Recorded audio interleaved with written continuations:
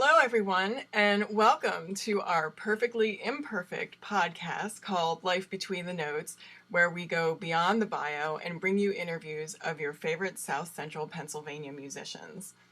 I'm Kirsten Myers, a local oboist living in the Lancaster area, and I apologize to all of the Morgan Davis fans out there, but she wasn't able to join us today. However, I am thrilled to tell you that this is our 10th episode. I read somewhere that a majority of podcasts don't make it past 10 episodes, but we're here, and I'm positive that there's going to be an 11th episode.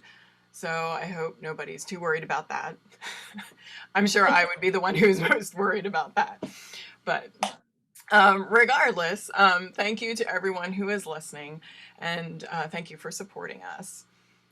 We are on all podcast platforms and also in video on YouTube, and that's mostly so you can sometimes catch a glimpse of our cats walking by.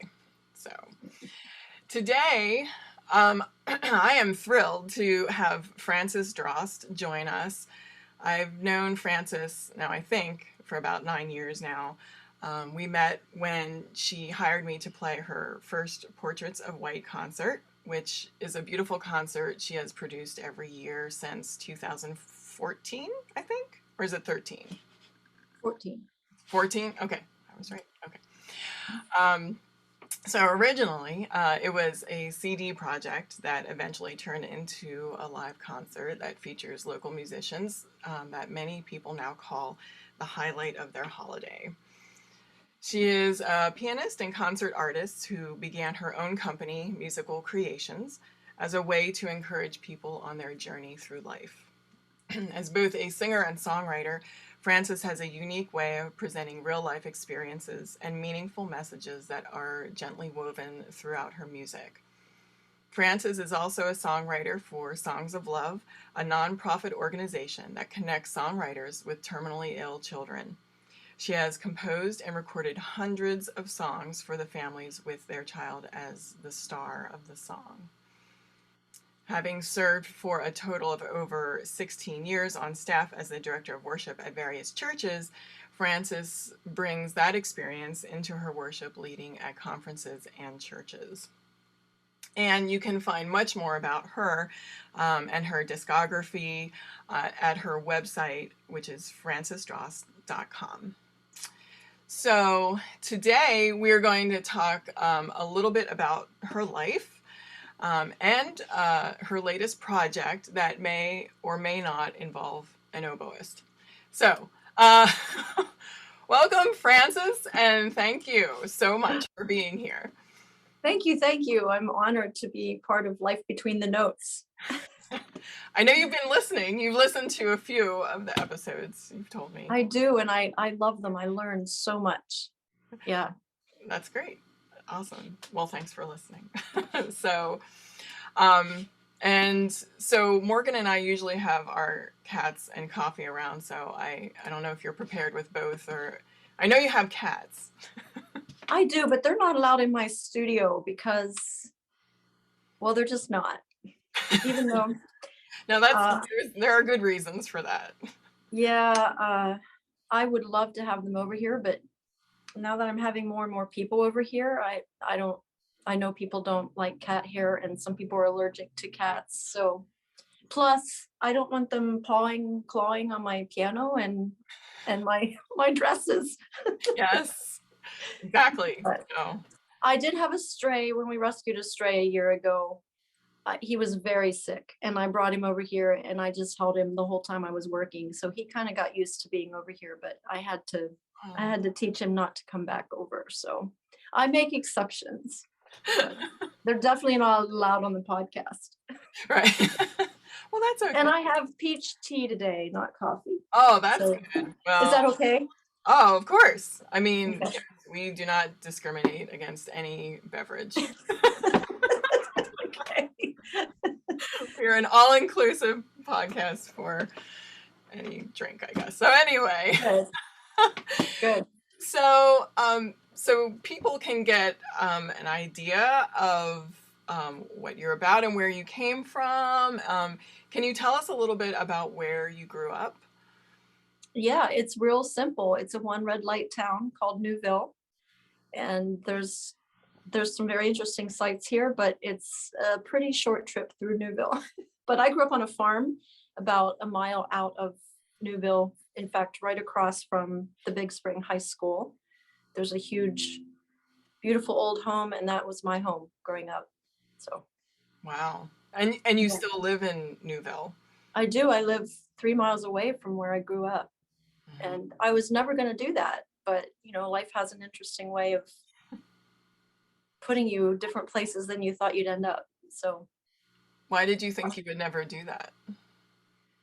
well, I didn't see myself coming back here. Like I wanted to move away and experience life, and I did. And but then after I got married and we were looking for a place to settle down, my parents were still here. My faith community was here. There was an opening in the church for my husband, and my parents decided to buy a property. Wondered if we wanted to go in to that with them. So I don't know, it just all converged. We ended up moving from Florida back here to Newville. And but there was a day where I just said I will just never return. Mhm. Because this wasn't where I wanted to put my roots down. So, Mhm.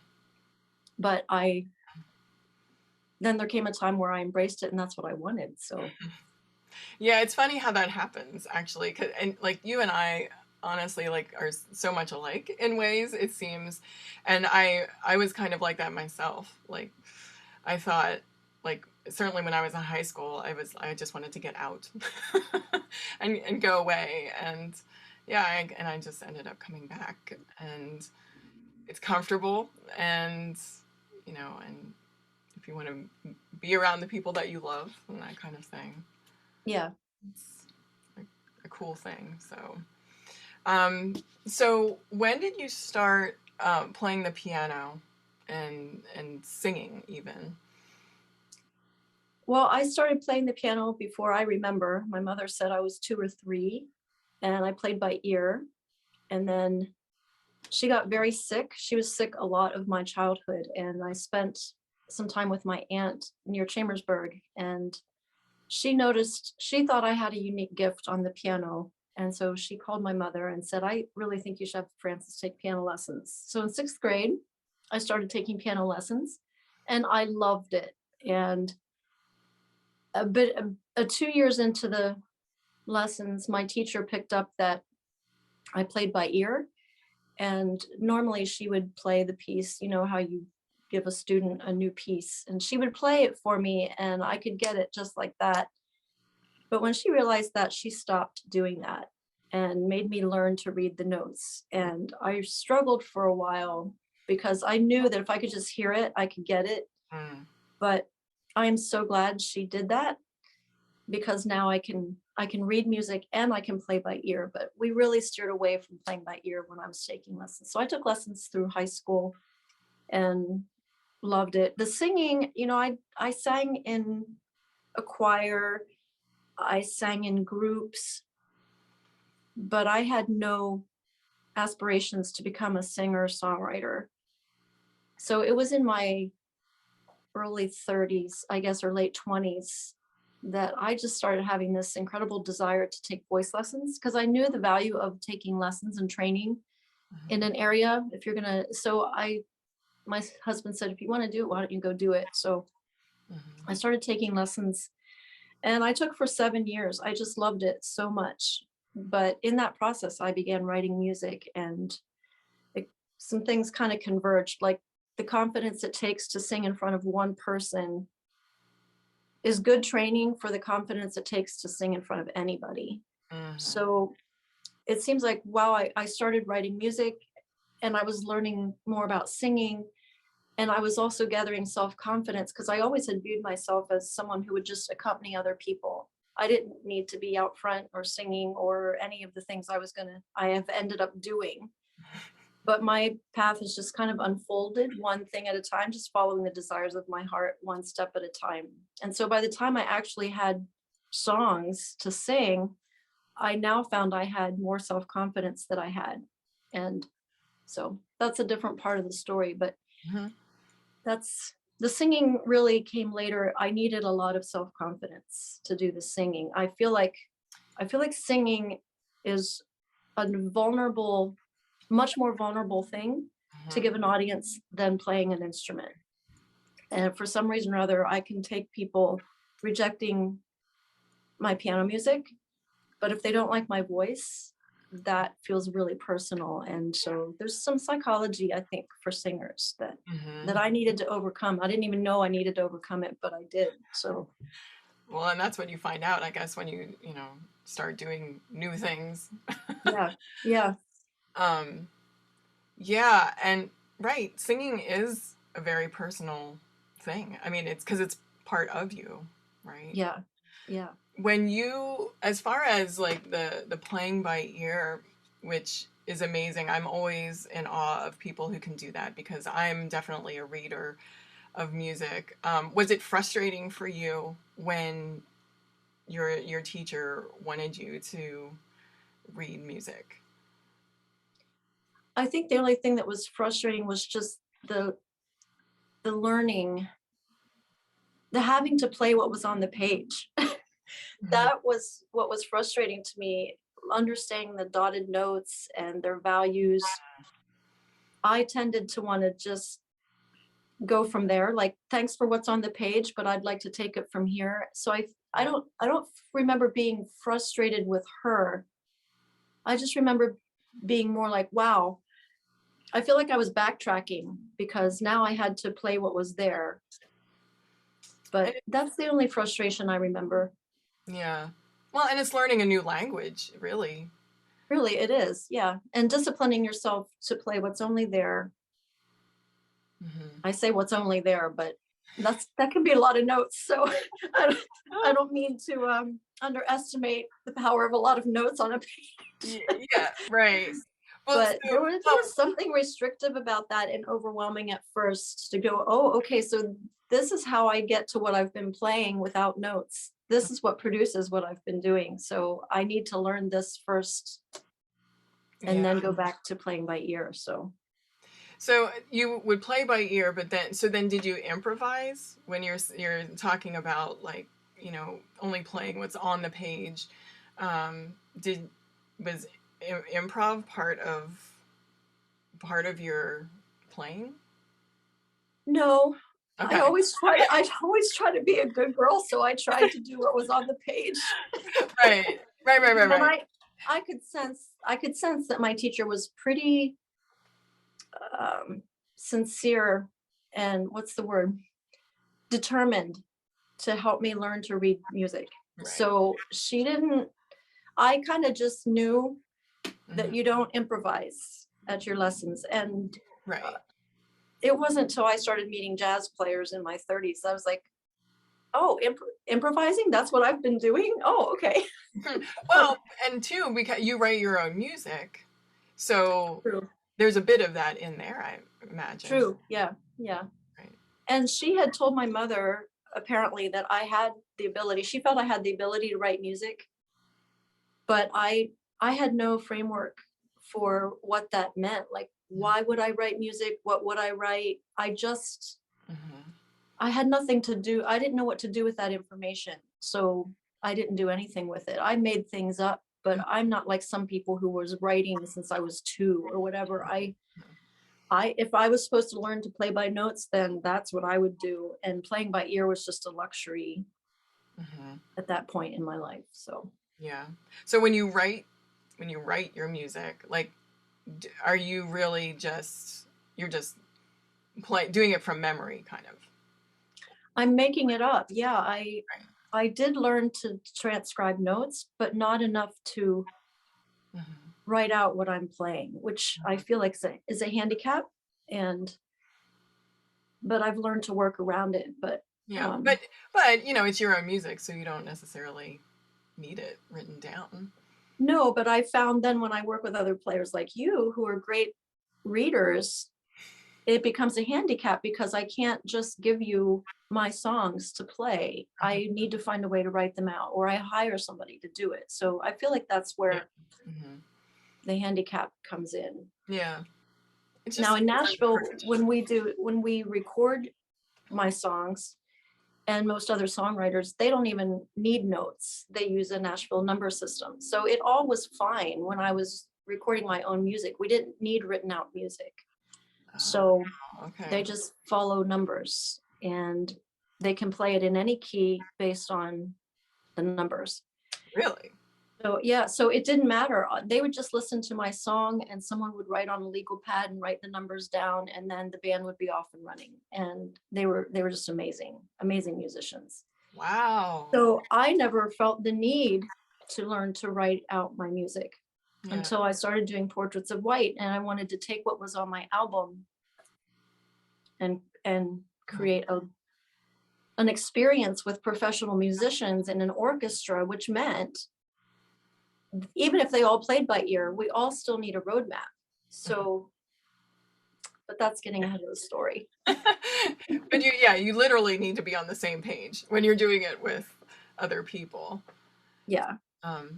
So but sometimes I was just going to say, sometimes I feel like I hear musicians who play by ear kind of bragging, or that they've never had a lesson, or they've never, like, they just play everything by ear, and it's like a badge of importance that I feel is overrated. And I always just try to encourage young musicians, if you have the gift to play by ear, that is amazing, and definitely develop it. But I say, go learn how to read music, go learn how to write out the music, learn all the tools you can, and appreciate musicians who can look at the music on a page and read it well the first time through. That's an amazing feat. So I know people often come to me and say, oh, my nephew plays, and he plays by ear, and he doesn't need a note. I'm like, and I don't say that at the time, but I always think in my mind, that's really cool, but he's actually limited. He could do more if he could learn to read and write the music. So that's my soapbox. Well, and that's the word that I was going to use, that it limits you. Like, either way, it limits you. Yes. Whether you can read really well, but you can't, it's hard to play by ear or improvise, or the reverse, where you're only playing by ear, because I mean, it can limit your experiences in the future. And your opportunities. Right, exactly. The Nashville number system. So do you understand that? Like, I have no idea what that is. Like, I do understand it. Can you describe it? Yes.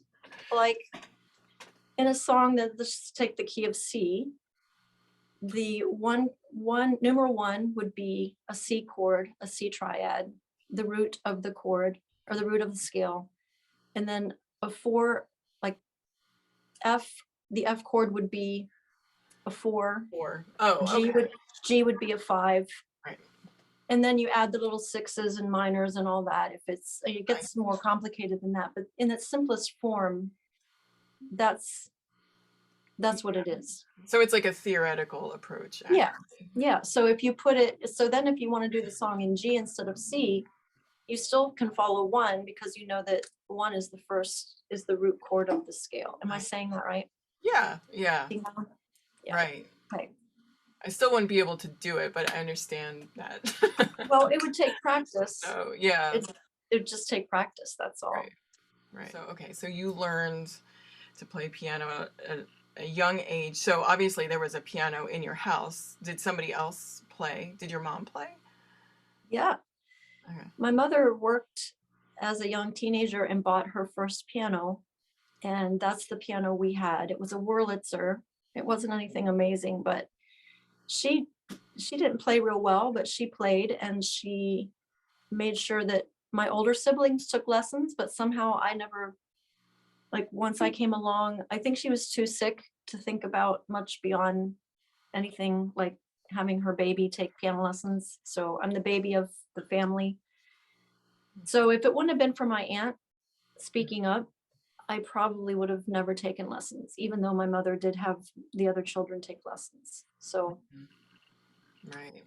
But none of them really, I think my older brother gravitated to it, but when he, as a farm teenager, he had to work on the farm a lot. And so he kind of had to give up music lessons. Okay. But so how many siblings do you have? there were 5 of us total, and 2 died when I was little. So Okay. there's 3 left. You and your music, it's all really personal. And honestly, like if you like don't want to talk about this too, like we don't have to. But I mean, you do talk about it in your concerts actually. Oh yeah. Oh yeah. No. And If you're you don't very mind, if you don't mind tears if they come. no, no. I mean, I don't want to make you cry. Oh, good luck with that. Your English horn and your oboe make me cry, so it's too late.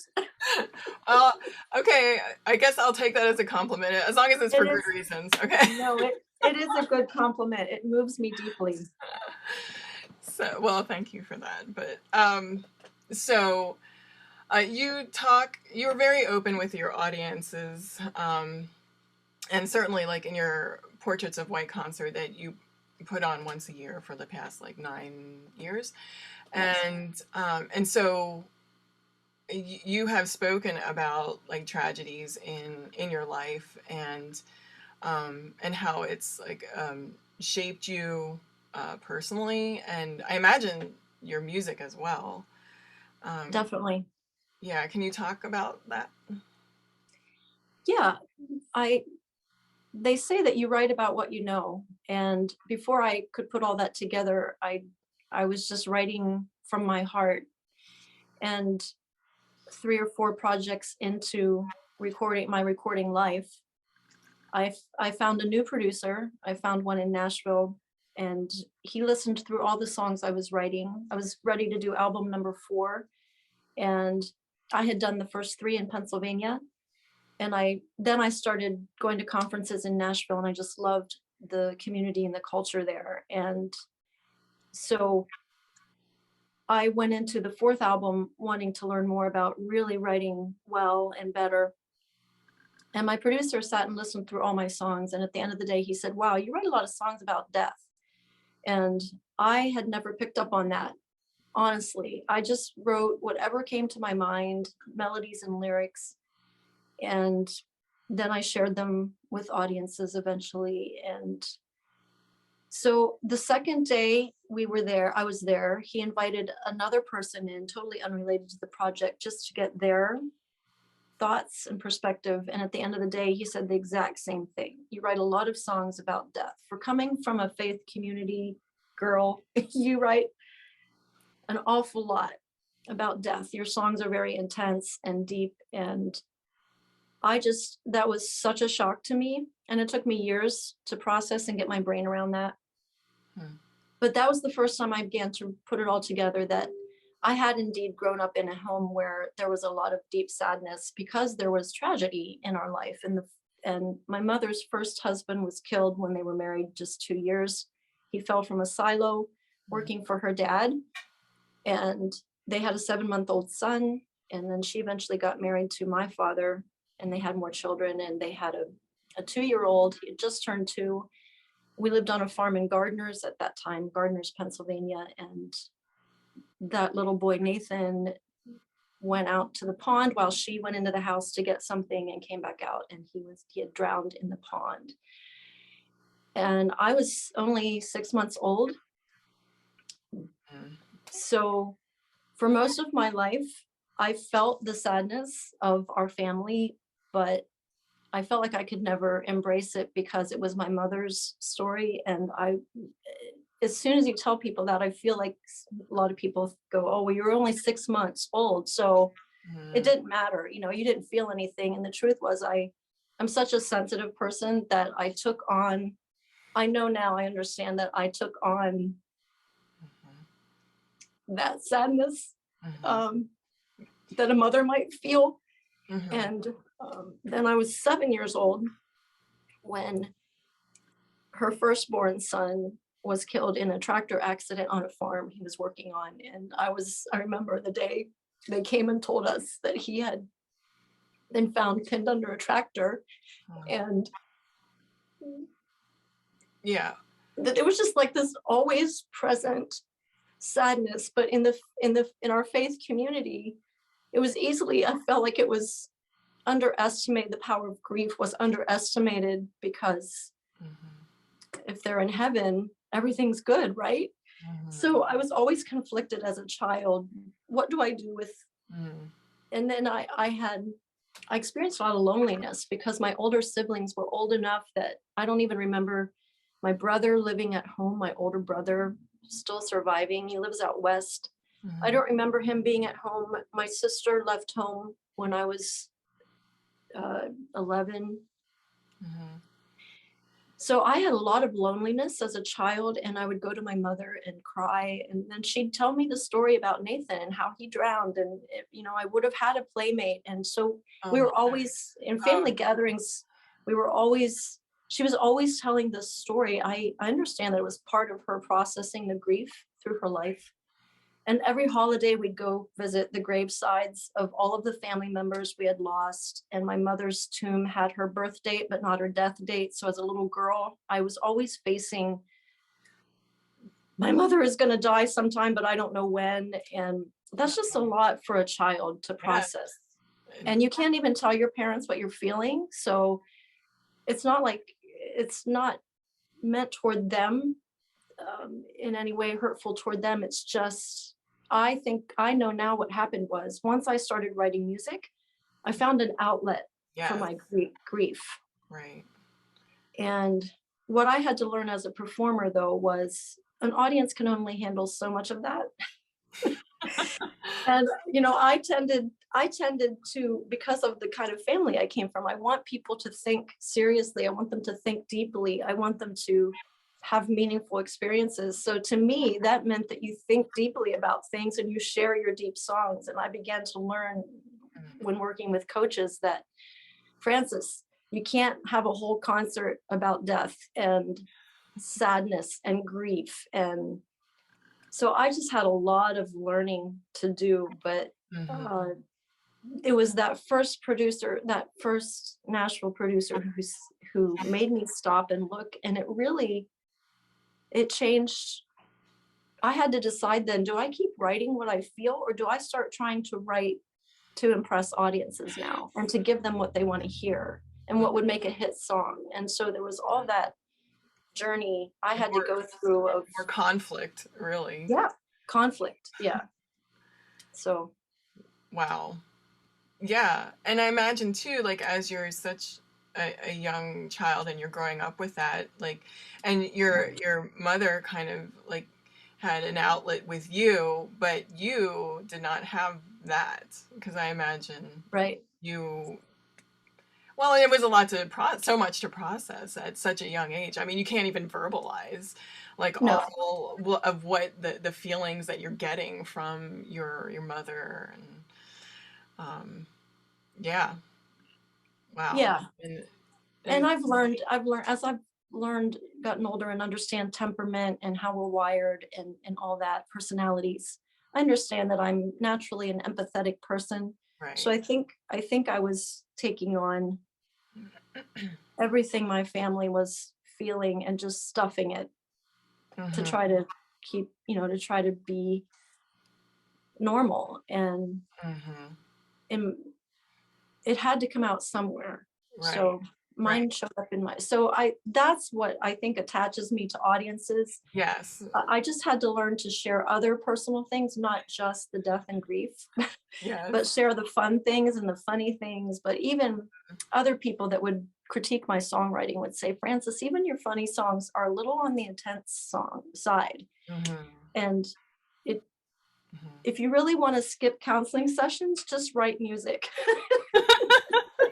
It'll save you a lot of money. That's what I need to do. It'll help Thank you. Yourself out. I've learned so much from you in this past year, and I'm still now I know I need to start writing music. Yeah, there we go. But yeah, well, and what an amazing way to channel all of those feelings. And yeah, it's just amazing that combined with your talent. And I do think that that is what, you know, connects you to audiences, because there, in this life, none of us are escaping tragedy or, you know, all of like just these things that, Yeah. I mean, there's a lot of awfulness out there, right? And Yeah. everybody can certainly relate to that. We none of us go, you know, unscathed by life. So, Right. but I just think that's what draws people to you, and and you do it in such a beautiful way. Wow. Well, thank you. Well, Can you tell my producer that? yes. Can I have his number? No. But He was, yeah, he was totally supportive. He was the first one who called it out and made me go, wow, well, and you're it's right. interesting too, like that you had to have somebody point that out to you that you didn't even realize that, and it's Yeah. that's interesting to me. So you Yeah. just mentioned your producer, and how long have you worked with a producer? Well, every project I've had a producer, well, I guess, except for a couple that I did during COVID, but he's been my producer. So normally a producer just produces music, but I found somebody who really had a heart to develop artists in every area of their life beyond their music. And so he helped me with everything. So even if I did, like during COVID, when I did just a piano project from my studio, he was still helping me with that and the technical sides of things. So I've never not had a producer on a project. Just the reason I found one in the first place was because I happened to get a brochure of a songwriting workshop taking place in Chambersburg a long time ago. Mm. And this friend knew I was starting to write music. And so I went to the workshop, and it turns out he was a producer. And I got a flyer at that workshop that you could record one song in a day. And I thought, oh, that sounds fun. And I had had some recording opportunities with a choir, and I loved it. I loved recording. And so I kind of got that bug. Mm-hmm. And then I started writing songs, and I wrote one for my sister for her 40th birthday. And I saw that pamphlet where you could record a song, and I thought, well, why don't I go record that song for my sister for her birthday? And I did that, which led to an opportunity through that studio to do a whole project. Mm. And that started the whole, it was like once I had a CD, it's like an audio business card, Mm. because you can it's one thing to tell people you're writing music or that you play music. It's another thing when they hear you. Mm. It can be bad if they hear you, but in my Go you either know way, yes. yeah, it was like an audio card. Mm-hmm. And I started getting bookings, which led to wanting to do it more, wanting to write more, and I was already writing more songs, and it just started. Snowballed. Yep. Yeah. Right. So then I did another project with that same producer, the first one, and then I did another one, but they were different kind of songs, so I wanted to find a different producer. And I started working with him, and I did a third project with him in Pennsylvania, and then he moved to Nashville. And I thought for sure my life was over. Like, this is so immature thinking, but it's how I felt. Like, you finally find something that's working, and then it goes away. That's how and that might be just the leftovers of grief and tragedy in our family. Like, you never know when something big and bad is going to happen. It's kind of that. So he moved to Nashville, and I thought, this is it. He'll find really talented people. He won't want to work with me. We're done. Mm-hmm. But the opposite happened. He had such a heart for other songwriters and artists. He started a conference with all kinds of resources, and I went to that in Nashville, and that's where I met the next producer, who he's been my producer the rest of the time, because he's been like a mentor. And even though he's been hard on me, it's always been with gentleness and always with the best intentions in mind, and to help me be able to do this for a whole lifetime. So yeah, that's what did you ask? I don't know. We're doing a podcast. Who are you? Why am I here? So yes, I've always worked with a producer. It's just I think it's kind of must be like a conductor. They just, the Mm-hmm. glue that puts everything together. They find the players, they find the studio, Hmm. Gotcha. yeah. So how old were you when you started all of that? When you say recorded your first CD? Well, it was 1999. We released it in 2000. That's 22 years ago, and I'm 56. So I was 34. Okay. I got started late. Yeah. Yeah. Thank you for doing the math. I'm terrible. That's the extent of the math that I can do. Yes, I was 34. Okay. Yeah. Wow. And That's then my dad died from cancer when I was 35.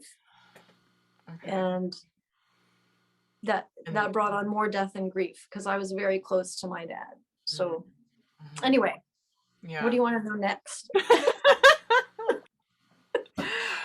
Well, so, and it seems like from the very start, like this is just the path that you have were meant to be on, really.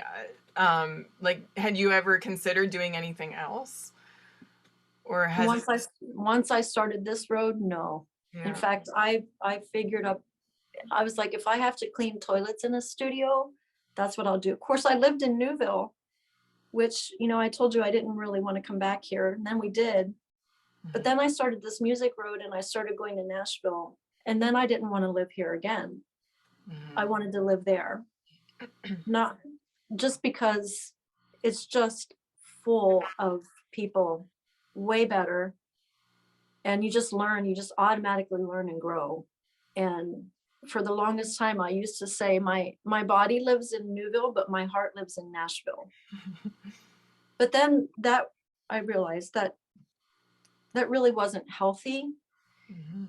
And some more people in Nashville kind of mentored me. They said either you move here and dig in, or you stay there and you build something, and maybe they'll come to you. And so in the end, my mother my mother's health took a turn for the worst, and I really in the end realized I needed to be here, and I was so glad I was here. Yeah. But if I could have done whatever I wanted to do, as soon as I started interacting with Nashville, I would have moved there in a heartbeat. Mhm. And I just so wanted to go. And I think it was almost distracting to my journey because I tried to do everything here in Newville that they told you to do in Nashville, and they don't always work. Right. So anyway, Well, yeah, and you have to kind of not conform, but adjust to you do. the It's audience. not cookie cutter. It's just not. Right. Yeah. Right. So they told you to build it and they will come, like Field of Dreams. Yeah. But and and actually, so in a way, that is kind of what you've done and have been doing it since with COVID and that the shutdown and all of that, you had to rework what you were doing and how you shared your music, and like during that time, um, what was going through your head, like how you During were going COVID, to, yeah, during the shutdown of and um, yeah, being able to share your music and be creative. Like, yeah.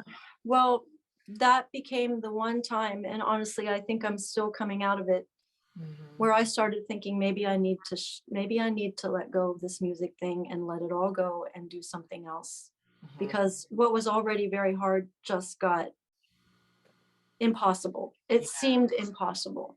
And many mornings I would lay in bed and cry, and my husband would just hug me and just say, "I'm sorry." mhm, And I'm like, man, it's just always happens. I figure out what I want to do, mhm, yeah, or I find another level. I love the Christmas show. And then the world shuts down. You've got to be kidding. Like right, I thought I had it in me to overcome just about anything, but this takes the cake. So there was that. But at the same time, the person in me who knows that this is what I love said, well, what do I have in my hands that I can use right now? And that's my grand piano in my studio and a phone and the internet. And so I'd heard about an artist when I was in Nashville at a conference. I heard about an artist who made her living only by doing Facebook Live. And her first year of doing it, she made $70,000 just through tips and virtual tip jar. So I had tried it a little bit when I heard about it a few years before that, and it definitely worked. But it was just another thing you had to do and be creative about. And that's not where I wanted to spend my energy. But when COVID hit, I'm like, well, let's do Facebook Live because nobody can go anywhere. So I started a daily thing, called it Hit Pause, and people loved it. And for 9 months, I did it every day, Monday through Friday. People gave me tips in my tip jar. I was able to pay my studio bills, keep going. Wow. It was phenomenal.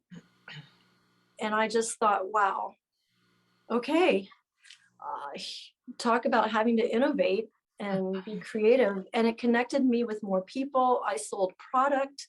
I couldn't believe what happened. And then I decided to do a DVD of Portraits of White. Since we couldn't go anywhere and have a show, I decided to take footage from past years of Portraits of White we had never used and put it together and created a DVD. So I have found as I get older in life that I need to be careful how much I take on. So when I was younger, and I'm sure you're experiencing this too, when we're younger, we have tons of energy and we can keep up with all our ideas. But as I was getting older, to manage too many things was wearing me out. So like if I'm going to commit to do Christmas show, I'm not going to keep doing everything else that I'm doing. So I have to pick and choose what I'm going to do. So I let go of the Facebook Live and began to focus back on Portraits of White. So, but even up to this past spring, my husband and I would have many conversations where I'd just say, is it time for me to quit writing music? Like I can't do multiple things. So either I go and all we hear is that workplaces need workers. I'm like, I'm a good worker. I could just go make money and come home at night and not think about music. So this spring, someone encouraged me to do a career assessment of my life. So I did that. And I ended up with 10 pages because before I did music, I did other things. I was going to be a secretary. I did things like that I thought that's what women did. And so I went back to all those things I'd done before, and I wrote down all my two favorite things that I liked about each job I had, and then 2 things I didn't like. And then you look for patterns in your life. And I did a financial chart of everything I'd done. And I came back to music is what I love. Music is what I'm passionate about. And either I make this work again or I completely quit. I cannot do half and half. Yeah. And so that's why it was pretty powerful. And people won't know this until we talk about it. It was pretty powerful when you came to me and suggested we do a project together. Because I was really still in that big, thick process of, do I just completely walk away from this? Because like I said, what already was a hard road, and I've learned that a singer-songwriter road is even harder than a cover band or musicians who play other people's music, because those bands have done the hard work. People know their songs, their hit songs on radios, and you stand up and sing their songs and everybody loves it. But when you've written your own songs, you have to date your audience. You have to win them over. Yeah, you have to sell it. You have to sell it. Right. And I was literally pretty worn out.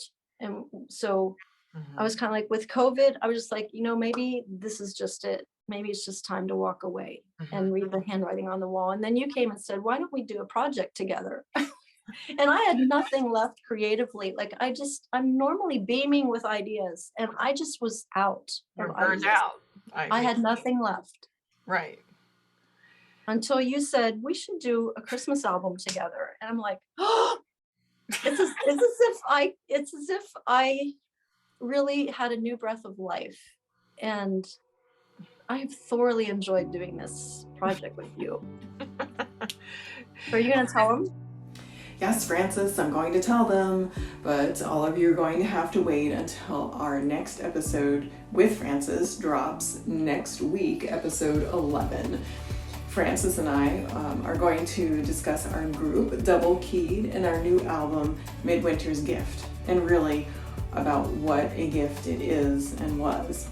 So thanks to all of you for joining us today. We are so glad you're here. This has been Life Between the Notes.